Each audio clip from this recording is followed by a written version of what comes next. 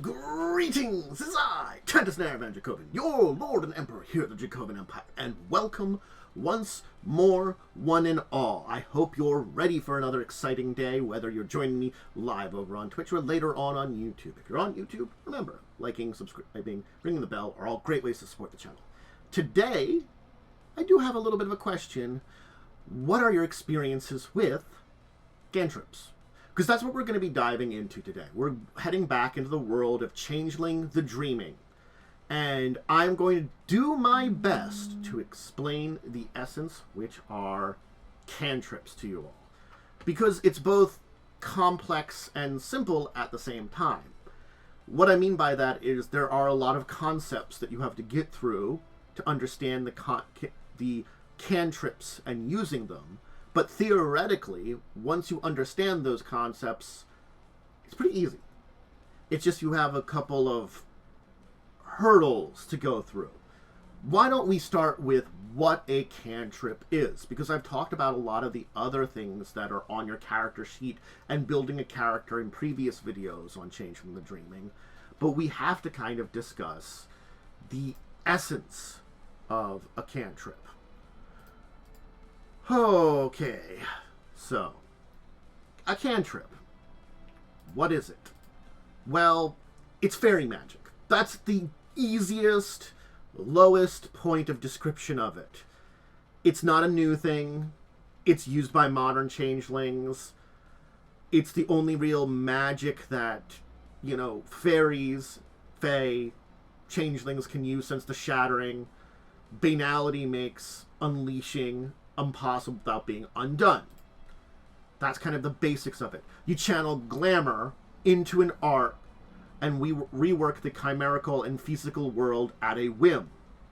Your nature serves as a conduit for the glamour to pass through you from the dreaming to the mortal world, and your mastering any given art dedicates what kind of magic mayhem you create. All cantrips are particularly skilled within an art. I'll describe it all. One or more realms, and typically a bunk. These are a bunch of words that I'm going to explain to you. Whatever magic you have is limited by your realms. So art is kind of your focus, realms are kind of what you can affect, and there's also the bunks too. You know, when you invoke a cantrip, you decide a lot of things about it. Your level, what realms you're affecting, you know, if you're spending, how much glamour you're spending on it, that kind of thing, the type of cantrip you're using. There are a lot of decisions related to it that you make, and many of these you will make on the fly or are related directly to what you're doing. So, anytime you want to manipulate glamour and magic in the dreaming, the mortal world, you are using a cantrip. And you just have to remember, you're channeling it through you. That's an important part about this too, meaning that we have to worry about a couple other concepts we'll talk about today, nightmare and banality.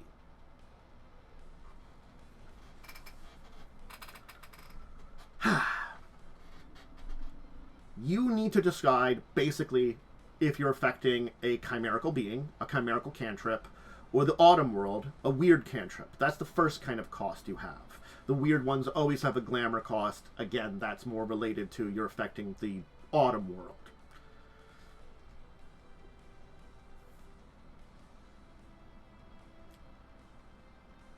You do have to stabilize the glamour. Basically, there's going to be dice checks involved with this.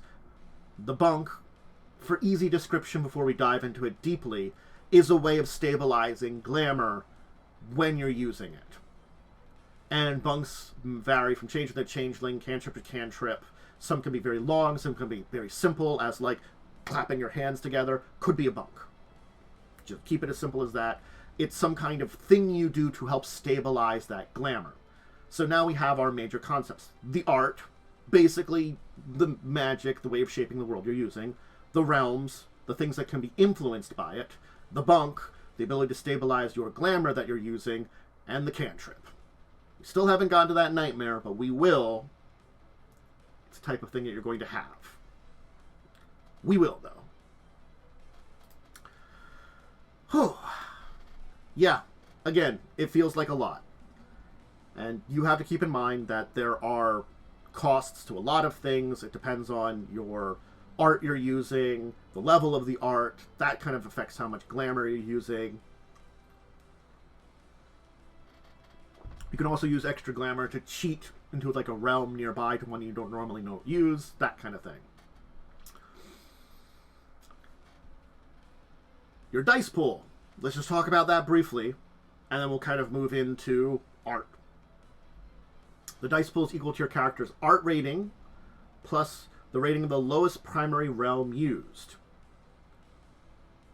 Modifier realms change the scope of the cantrip, but do not alter the number of dice in the pool.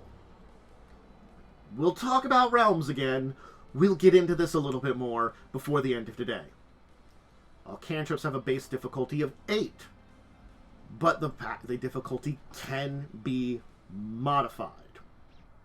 So that's a pretty high difficulty for a dice roll. And I am using C20 rolls because they have simplified / streamlined cantrips a little bit here too.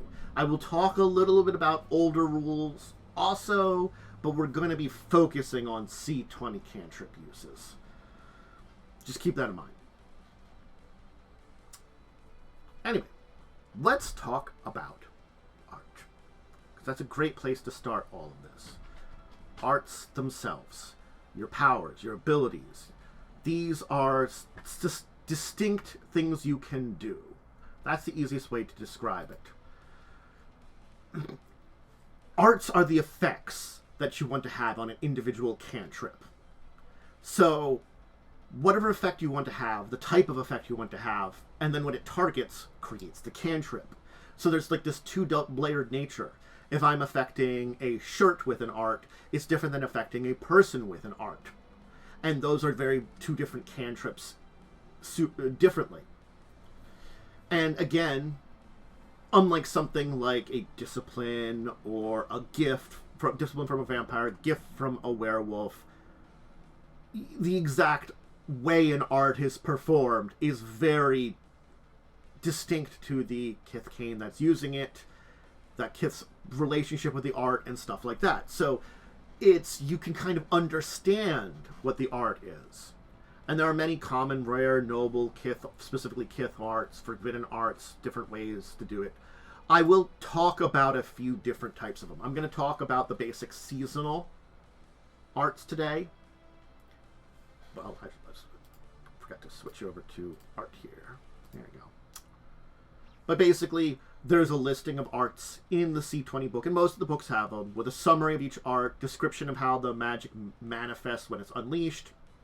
I'm going to talk about the full autumn one, and then give some basic summaries of spring, summer, and winter. I feel like the seasonal ones, because that's a big theme in Changeling, are important ones to talk about, but there are a lot of arts. There are a total of 18 arts listed in the C20 book, and I'm sure there are other sources for other arts beyond that, into those other types I talked about.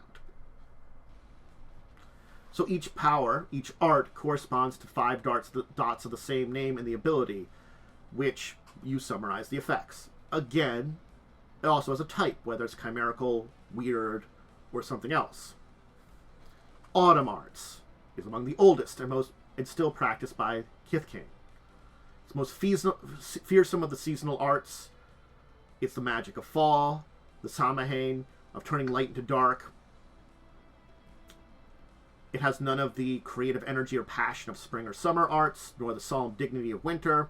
It's an art of shadow, decay, withering away, death not yet accepted, doom of victims.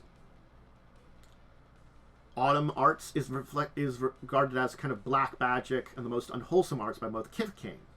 Interesting, I'm starting with that one.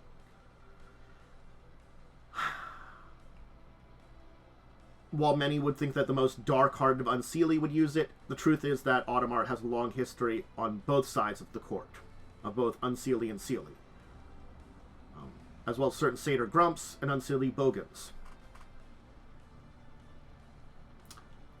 So, the 5 levels are Creeping Shadows, Autumn Eyes, the Poisoned Apple, the Withering, and Shivers.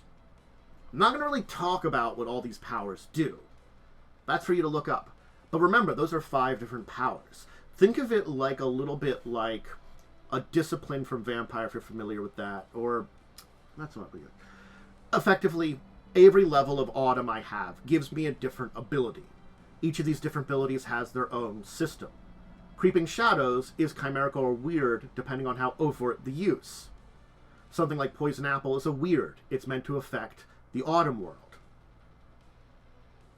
Something like Autumn Eyes is chimerical. It's meant to affect more Fey beings.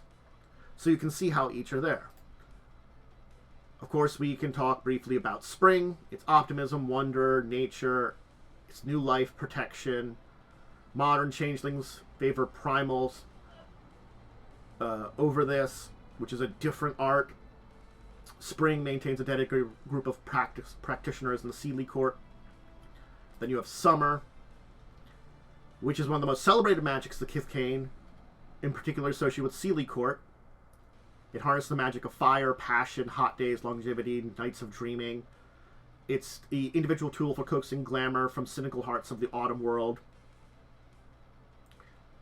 It's broadly thought of as Seelie magic, but both courts use and practice Summer.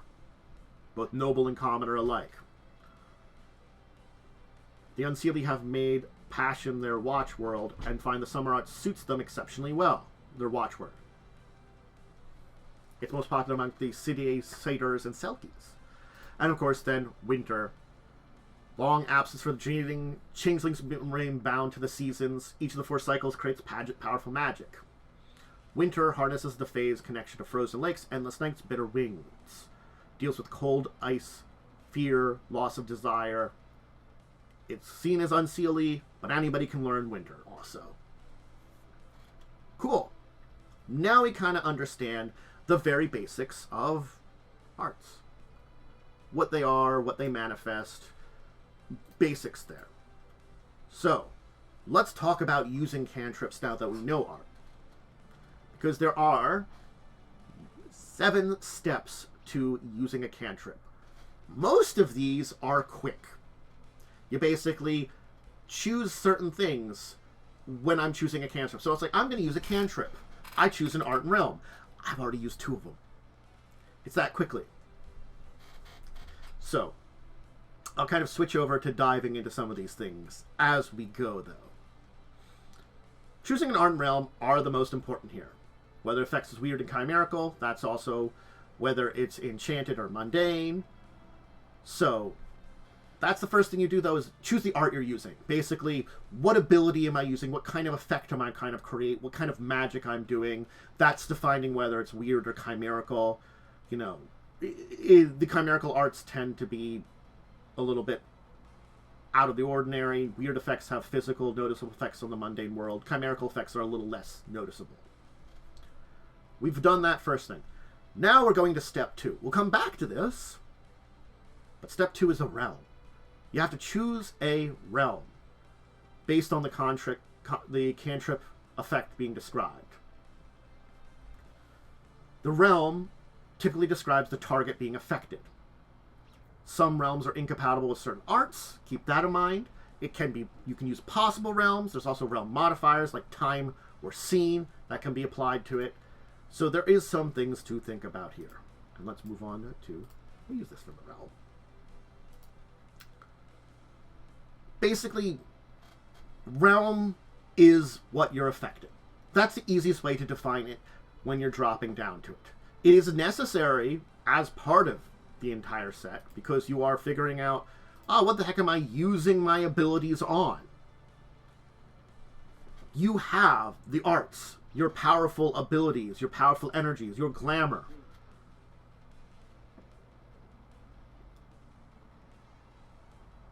Basically, it's the idea that I can hit these things or affect these certain types of things. But realms themselves also have dots. 1 to 5. So you're combining your 1 to 5 dots in art and your 1 to 5 dots in realm for your abilities. Remember, I said you use for the dice pool however much you have for your art, and the lowest dice pool among the realms you're using. If I'm using just one realm, it's the dice I've got in that. But it also, because you have dots in realm, it tells you how much you can affect a certain realm. It tells you what you can kind of target and affect with this.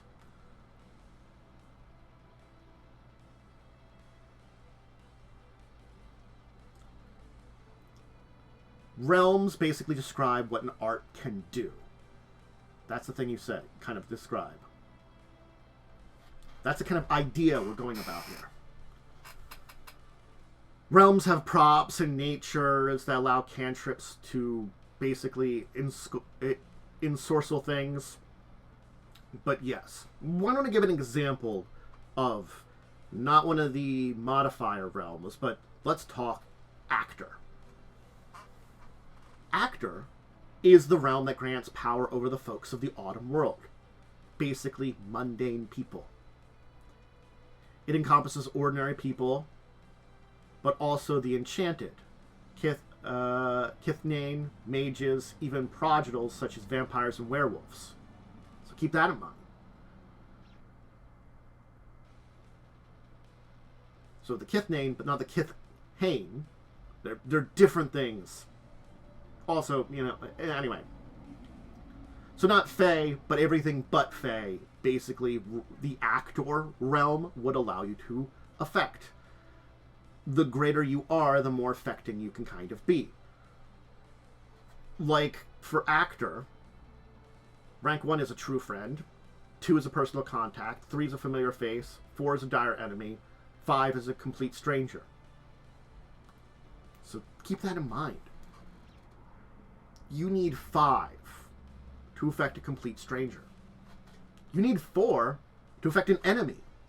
So if some guy is fighting you, and you want to use an ability on them, you need 4 in actor to affect that person that's coming and trying to get you. Like a mugger that's trying to attack you or something. You need 3 to affect someone that's like a regular at a bar you go to that you might know. 2 for like a coworker or a neighbor. You know, something like that. It grows in the ability. The realms are actor, fae, nature, prop. And then, of course, the modifier ones, scene in time. The scene in time can't be used on own. They're instead used in conjunction with actor, fae, nature, or prop. Like, scene affects the realm that it encompasses to kind of a zone. So it kind of creates an area, maybe affecting possible multiple creatures. Time allows to manipulate a cantrip, winding the glamour through time, raising the difficulty, basically increasing the duration, affecting kind of things like that. So, I hope we're understanding a lot now, because these aren't too bad of ideas. So hey, now we've got our art, we've got our realms, basically we've got what our abilities are, our magic, what we can target. Now we're on to step 3 of using that cantrip. We're back to the steps. We get our dice pool. It's adding the appropriate attribute determined by the art being used to the level of realm being used. So yeah, the art and realm, and you get it.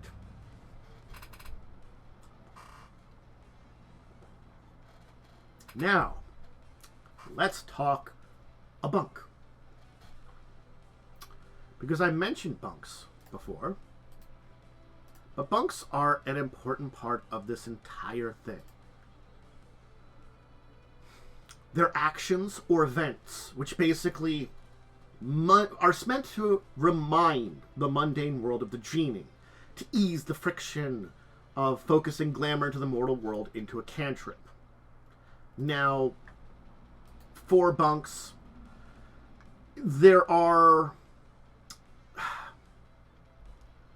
It's not that a time... It's like, you could have originally not need something like this. You could just pluck glamour out of the air. That was the Mythic Age. Now we have to weave glamour into cantrips, and these rituals for weaving it are your bunks. It's not just something silly. It's not... Again, clapping your hands could be a very simple one. It's basically, you're kind of combining the dreaming with yourself by this act, whatever it is, drawing that glamour in, and then focusing it. So it's just this little action that you're doing, or like something that could involve a dice roll. Now, there were some older rules for bunks. I'm not going to talk about them too much. You used to have to draw random cards to figure out what was going on. We'll talk about the C20 system. I'm not going to get into the older system per se. But, okay, I'll go briefly into the older system, just so you understand it, before C20. Older used to draw a random card each time you attempt to cast a cantrip. It reflected the unpredictable nature of it. It was still restrictive. There's a limited by a certain number of cards. Inevitably, the same card will be drawn for similar circumstances. And it went against the very nature of what a bunk was supposed to represent. Some bunks were appropriate to giving cantrips, other widely inappropriate. So, it was supposed to represent a glamorous, capricious nature. But it became something that would added flavor to the story. You know, it wanted to add flavor, not distract it, and it kind of could. It was kind of not a great system. So now we're very improvisational method for performing bunks. I'll kind of go into that. More on the fly, more determining it with dice pools and stuff like that. So yes. Okay. Boom. So the more elaborate or risky the bunk, the less difficult the changeling to invoke the art with the cantrip. Keep that in mind. If I'm doing something a little crazy, a little difficult with my bunk, it makes my cantrip easier. You can just do about anything when attempting a bunk. It most oftentimes involves willing to put yourself in danger, taking a risk, drawing attention to yourself, using or destroying an object or thing, timing a cantrip around an event, and sometimes repeating it a number of times. So, they're cantrips. They have a base difficulty. Yeah. That difficulty can be modified. Then we have bunks, which add a negative modifier to your ability to use it, depending on what you do. I'll give two examples on the top and bottom end of bunks. If you burp loudly, it's -1 to the difficulty. If you stand in front of a speeding car, it's -5. So yes. So it is very open-ended what you are. And there are some questions a storyteller should ask when determining the effects of a bunk on a cantrip. How much risk, time, or personal investment is put into it?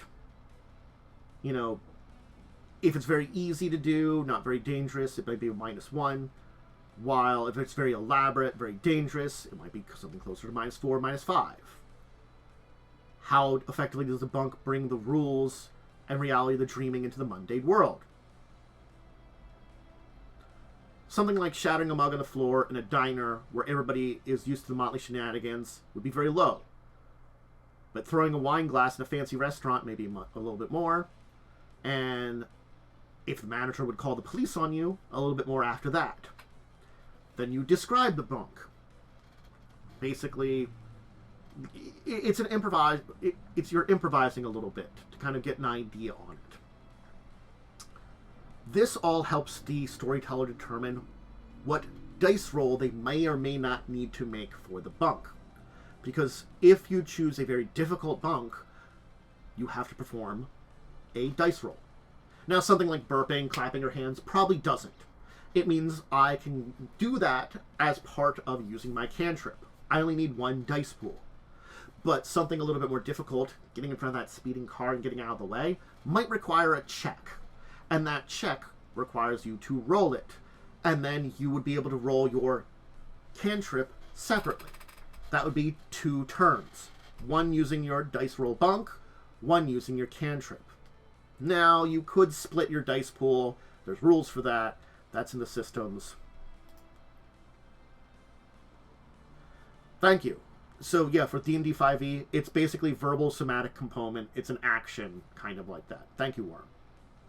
It's something you're doing. And yes, it can be very simple. It can be very elaborate. They give skydiving as an example of a bunk to do. You know, that's very elaborate.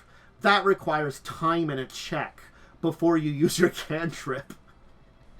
So if it's something you can do with a dice check, it's when that action resolves because of the dice check, you then can make your second dice check as part of the cantrip. And again, that'd be 2 turns unless you split dice pools. Okay, we're kind of understanding bunks a little bit now. And yes, we do have to understand them as actions, and that's an important part about it. You know, you can... Again, you can do a lot of simple things. And specifically, you do have to consider, because it's an you're improvising the system a little bit in what kind of bunk you want to use as part of your cantrip for creativity's sake. And the fact is, you might honestly normally use a specific bunk for that cantrip. That might be, hey, this is the bunk I'm using for this. You might also choose a different one because it's appropriate and you want to drop the difficulty at a time. But like, I'm using this cantrip, I use this bunk each time, you know, I clap my hands each time I use it. It's appropriate to the art I'm using. And, you know, that's the kind of thing. Like, if you're using some kind of hand motions or something like that, like, you know, being very, like, street magician, that could be appropriate to certain types of arts. And it's just a thing that you should do something appropriate to the art you're using for a bunk. So that's another thing that your storyteller has to help you work with. You're doing something appropriate. And again, you can predetermine these as kind of actions you do during the game to speed up things. And only if you want to do something a little bit more elaborate or dangerous, you know, from what you normally would do. Or maybe you need to speed up things, you might use different stuff. The improvisation comes and can come during the game, but it'll be circumstantial.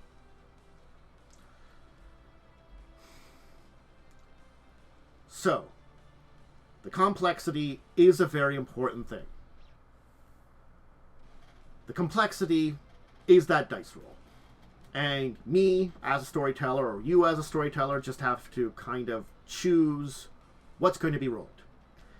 This does reflect upon a little bit of difficulty for the storyteller. You know, basically it's a normal attribute plus ability check. So, yeah. It's as simple as that. Choose the appropriate attribute, choose the ability, tell them the difficulty of the check for what they're doing, and that's their bunk check. That's it. And, you know, once you have determined what you need, what's appropriate, basically you determine if the bunk is appropriate, how complex it must do, all these kind of things, what the type of roll it is, the difficulty, then you do it. And again, a lot of this seems complex, but it can be done for general, most of the time, ahead of time.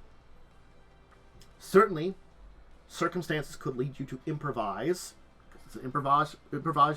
It's a system which you improvise a lot with. I can never say that word. Improvisational system. That word eludes me so much. You can do something different. But I do feel like choosing some things ahead of time would help on this. So once we have that, we get out of step 4, because that's our bunk. We get our last 7 steps.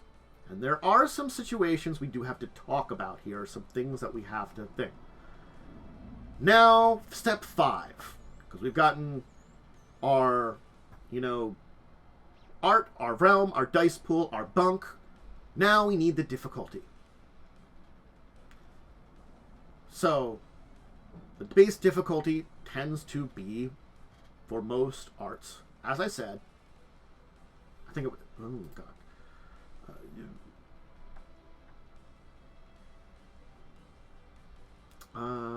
Where was that there? 8. There are some factors, though, for this. The target's banality affects this. Now, in the older systems, it was a lot more affecting this, but yes, in general, it's a base difficulty of 8 with relative modifiers. I'm not going to go into the older difficulty again. This is the current difficulty. There are a bunch of modifiers. The modifiers of the situation. Banality is a major modifier for this that's going to come up. If you're using scene, if you're using time, you know, types of cantrip, some things based on the cantrips. If you're in a freehold, the bunk, if you've got affinity for the realm, for your kith. There's a lot of questions about difficulty that affect it. Some raise the difficulty, some lower the difficulty. But determining the difficulty is important, because then, once you've got the difficulty, well, you can determine any kind of glamour costs. That's an important thing too. Spending your glamour is something you have to do. Again, some of these steps are a little different depending on your editions order. I'm using a generalized one for most editions, but some of them have you spend the glamour earlier. All wild cantrips cost at least one glamour. There's rules for how many, depending on your things. I'm not going to get into all the rules on how much glamour you have to spend, but keep in mind, more than likely you're going to be spending glamour. Sometimes you can't. Sometimes there's things that make it easier for you to not spend glamour, but again, situational. Most of the time, I'm using a cantrip, I'm spending glamour. Keep it in mind, whether it's one or more. And then finally, the last step, which is always an important one, you roll. You roll and figure out what the hell happens. That's a pretty easy one to think about. What the hell happens because of it? Now, ooh boy, we do have to talk about this a little bit, because there is a little bit more related to this. This is unleashing. Unleashing is performing the cantrip through your art, deliberate way, targeting your, affecting your realm, using your bunk. You're unleashing that art. You're spending your glamour. Also, your nightmare rating.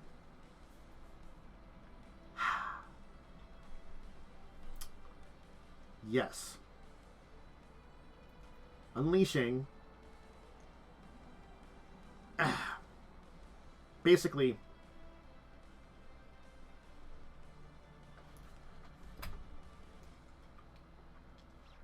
because you're unleashing glamour through the dreaming by way of your kith, it always reflects your nature. Always. When you choose an art to unleash, you basically have a simple statement. Hurt that person, save that friend, restore the grove. Unleashing is a little bit of a different thing than your general use of a cantrips. Unleashing is dangerous. And that's why we do have to talk about nightmare. Switch over to nightmare here. It's, I need to do something. I need to do this. Not thematically easy. I just have to tear open raw glamour to do something. That's what I said. Like, hurt this person, save this friend, restore the grove. You spend 2 points of glamour, add 1 to your nightmare rating. Talk about nightmare rating in just a second here. You're not constrained to your realms when you unleash. You can affect anything, regardless of how you know your realms. That is the advantage of the unleashing. Remember, I said you can theoretically use glamour to target other stuff when it comes to realms. It just costs a lot more glamour. There are ways to affect realms not on your own. It's not easy. Unleashing makes it easy. You roll a number of dice equal to your glamour rating, plus a number of dice equal to your nightmare rating, difficulty 7. This is an exception to the usual rule about traits being added to temperers. If you succeed, you compare the number of successes to the rating of the unleashed art.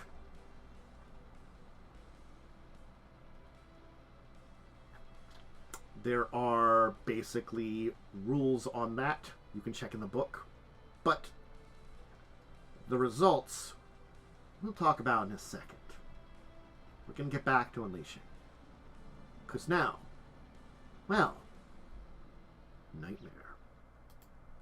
Certainly, we haven't really mentioned this. So you have the 3 temper traits. You track beyond these. Remember the 3 temper traits being willpower, glamour, banality. You also track nightmare. Nightmare represents the dreaming's pull towards the inhuman madness of the dreaming. The loss of control, perspective functions as a warning to your path to bedlam. Whenever you roll your glamour or cast a cantrip,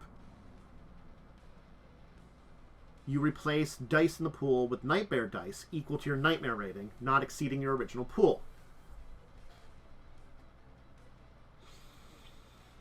Yeah. Isn't that wonderful?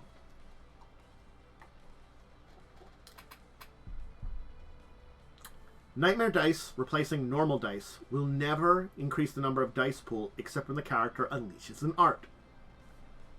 So keep that in mind. Nightmares from 0 to 10. You incur when you botch a glamour or cantrip roll. Unleashing an art adds 1 also. Or rolling 10s on a nightmare dice. So the more nightmare you get, the higher it gets.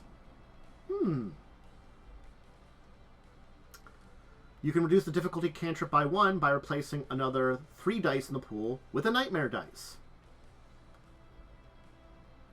You must have at least 3 non-nightmare dice in the pool to gain this benefit. So you basically trade 3 dice to reduce the difficulty, but one of them 3 to 1 for a nightmare dice. You know, they function like a normal die, except you don't want to roll a 10 on it.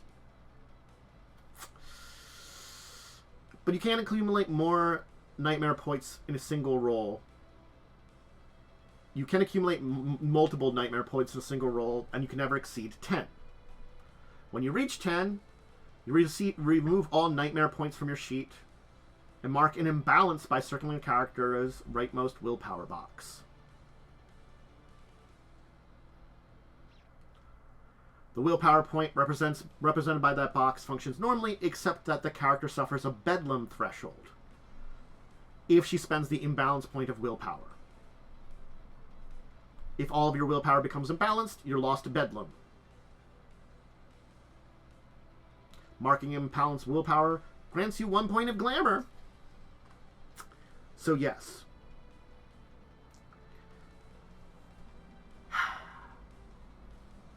It's easy to gain nightmare.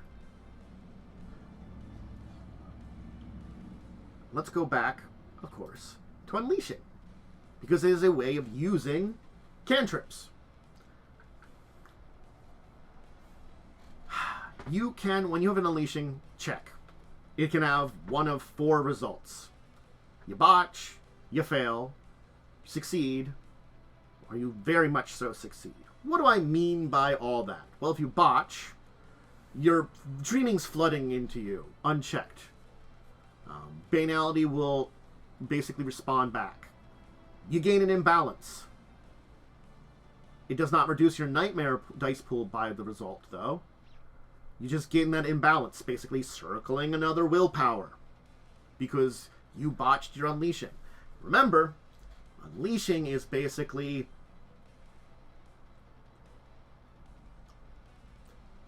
it's a difficulty 7 for unleashing. Difficulty 7. A little bit easier. You might have more dice. It doesn't require, and you can target anything. There's so much usefulness about unleashing, but it is so so dangerous.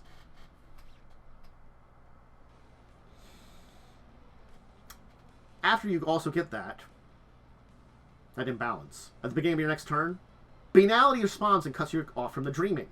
You suffer a Banality trigger and cannot spend glamour or arts for the remainder of the scene.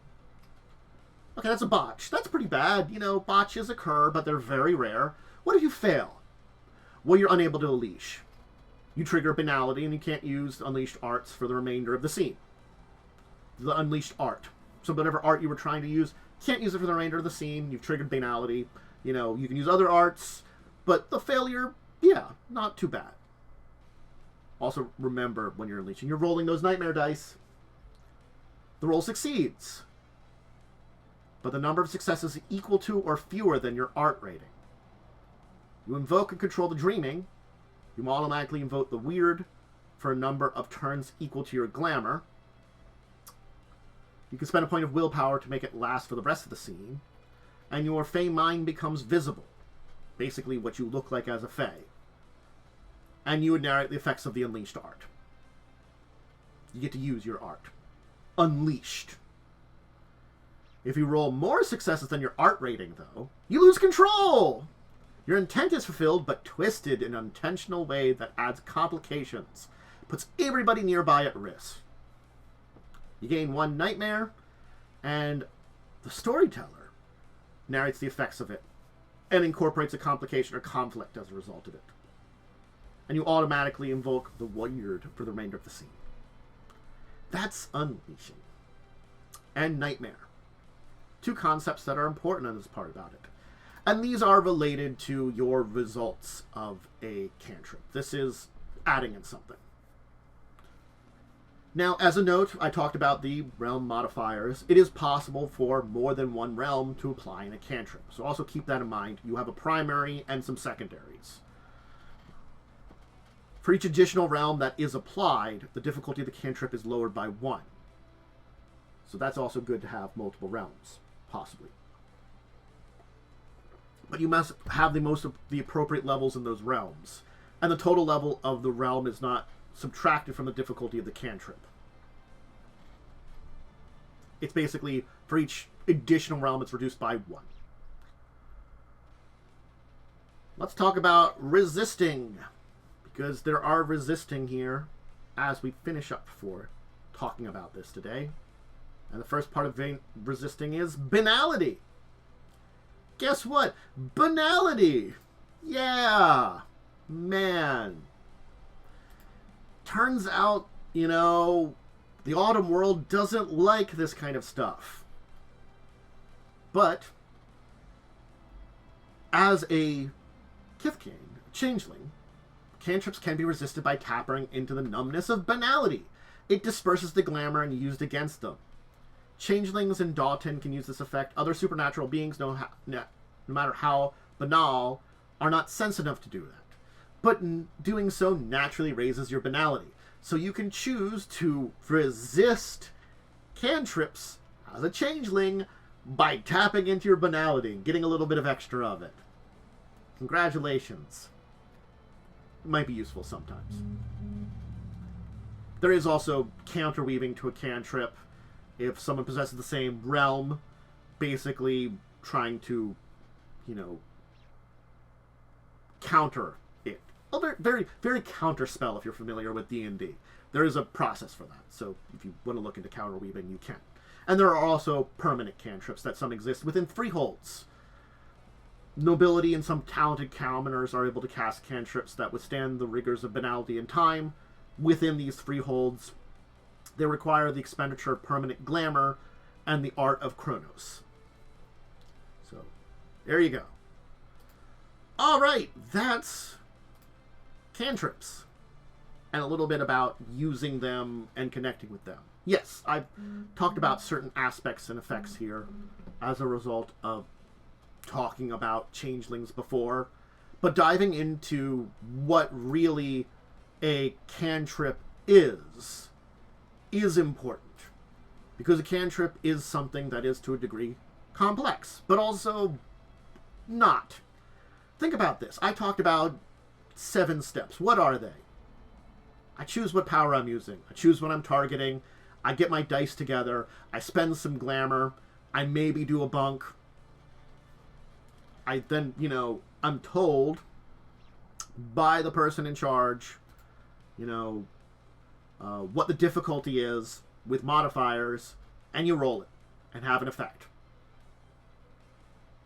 Sounds like I'm choosing two types of stats used together, being granted a difficulty, rolling those dice, and the only extra things that I'm really adding in are, of course, determining what I can target, and then spending glamour and doing a bunk. Like, 4 of these are just doing stuff like, I am going to try to use my attributes and my abilities together. Okay, what's my dice pool? What's my difficulty? I roll and get a result. That's a normal check. In this case, it's just, what am I... I'm not trying to be acrobatic. I'm trying to use autumn power level 3. That's what it is. What can I target with my realms? Awesome. I know my realms ahead of time. I know the types of things I can target. I know whether I can target an individual, I can target a fae, a prop, an item, something within nature. I know if I have scene or time that I can affect those, so I can make those decisions quickly. I understand what my character has to know that. And that's a very important part about this, because this entire thing does sound difficult, but it's exciting, it's there, and honestly speaking, understanding what you can do is an important part of your character.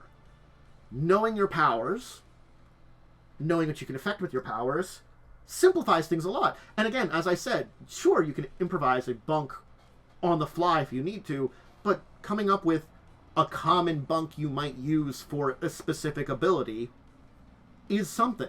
And discussing that ahead of time with your storyteller means I already know if I have to make any extra dice rolls, what the difficulty modifier will be, because we discussed it. It's like, if I'm using this very simple power and I'm just using the clap as a bunk to get a -1, sure. It's like I'm drawing everybody's attention to me, like, hey, look at me. Or if I'm doing like something, like I'm breaking something, like I'm picking up a cell phone and breaking it in half. That could be a part of your bunk. Something you do for that power. I mean, maybe it's not your own cell phone, you're just taking other people's cell phones and breaking them in order to use an ability. That could be the thing that you're doing to affect an actor then. Or maybe to affect another fae, take their cell phone and break it. Ha ha ha ha ha. Hey, they're part of the world, they'll have a cell phone. There's a lot of little things like that you kind of can, it's an expensive bunk. But I'm saying that is one of the things that would be, because it's expensive, it might reduce the difficulty by like 3. Because it is expensive or hard, you have to use a specific thing or something like that. That could be reducing the difficulty. Does that breaking of it require a check? Maybe yes and no. Like, you're breaking something expensive that might be hard to get or something like that. Depending on the situation, that could be, I could probably break that without much of an action. But then again, you could do something that requires an action or time that you determine those ahead of time. It's this thing that you build your character and determine stuff ahead of time. Yes, bunking has improvisation to it, definitely. But making these choices, knowing these 3 things ahead of time, streamlines the effects surprisingly well. Then it just comes down to this little chart that your storyteller has to see about, well, I know what your difficulty reduced for your bunk is for this ability. What's going on with banality and all the other modifiers? Oh, hey, here's your difficulty. Oh, your dice pool for that art with that realm? Cool. Roll it. There is a result. Also, honestly speaking, you would probably, generally speaking, know your base glamour cost ahead of time for most of these things. It might just be modified glamour costs could occur, depending on the situation. So, yeah. Again, 1 glamour is for any weird cantrip, an additional 1 for more than 1 realm, or cheating a realm. So yeah, we're looking at that. And the glamour cost isn't a lot. I mean, again, the chimerical ones don't need glamour. So you might not be spending glamour. Well, unless you use multiple realms or cheat a realm you don't have. Again, that's talking about realms and stuff like that, right? And determining that. So. Anyway, I think I should leave it here. I hope you all understand it. I hope I didn't miss anything about this, because this was a thing that I wasn't as familiar with Changeling, and I learned about Changeling basically more and more for these videos. I'm studying and learning more about the system. This was one of the games that I always was interested in playing. Never had an opportunity in real life. I talked about someone joining a game as a player. We never got to that game. I've played Mage, Werewolf, and Vampire. I've built a Wraith character once, but Changeling? And I played enough. I played the Hunter stuff and looked up enough of it to learn those systems too. But Changeling, that's one that always eluded me. So I'm hoping, we got the gist of everything and that I learned appropriately. Again, I'm trying to both keep to C20 because that's the primary one that I think the 20th anniversary stuff are very good and are very slightly more modern, upgraded versions of things. But yeah. If you want to see more tabletop-related stuff, Tuesdays, Thursdays, Fridays, Saturdays is a backup day. I'd always talk about some tabletop-related topics. Fridays is usually the World of Darkness one. I've got a live play of Pathfinder 1st Edition on Wednesdays at 9 p.m., Crimson Queen. Discussing tabletop on Saturdays at 6 p.m. That's my podcast/discussion show where we talk about news of the week in tabletop and deeper discussion topics. I have Discord, Twitter, social media stuff linked down below. It's mostly schedule and cat pics, but occasional life things that I throw out there. And that's about it. So I hope you enjoyed, whether you're watching with me live or joining me later on YouTube. And you kind of understand cantrips a little bit better. Again, it's going to be very heavy on what you choose for your character about what they do. There's a lot of options here that you are going to build as part of building your character. So, yeah. It's certainly something to keep in mind when building it. Character creation and building your character mean a lot to what you get. So, anyway, until the next time we chat about any of this, talk about all these things, I'm going to bid all of you out there deep and wonderful farewell.